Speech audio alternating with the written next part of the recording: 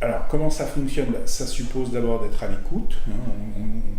On essaie autant que faire se peut d'être attentif aux besoins des élèves qui arrivent de votre pays, en particulier pour ceux qui arrivent en seconde, la première année. Et puis, ça veut dire aussi des échanges étroits, nourris avec la responsable de la section.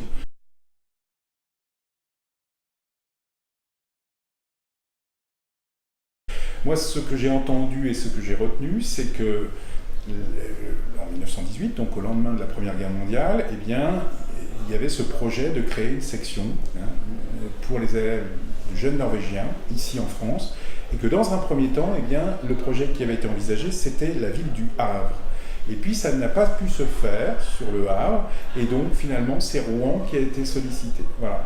Donc il y avait l'idée de tisser des liens étroits entre.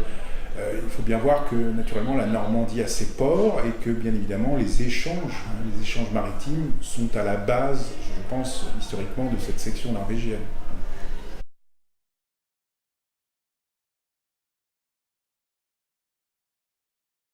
Eh bien, l'apport du lycée Corneille, il est très important en termes de réflexion, d'enrichissement culturel, de méthode de travail, de rigueur dans le travail, de volume de travail personnel à fournir.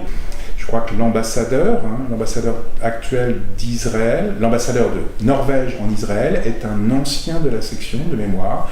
Donc il y a vraiment vous avez vraiment d'illustres compatriotes qui sont passés par les sections norvégiennes de Rouen et qui ont brillamment réussi leurs études et qui ont enchaîné derrière sur des brillantes carrières politiques, de médecins, de professeurs de médecine, de diplomates, voilà.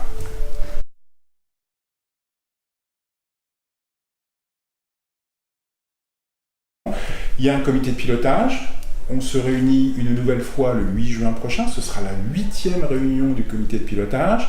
Et donc, petit à petit, eh bien, on prépare les festivités. Très concrètement, ça démarrera le 22, le samedi 22 septembre. Et le dimanche 23 et le samedi 24, ce sera le point d'orgue avec les festivités et avec vraiment les plus hautes personnalités qui seront présentes à cette occasion.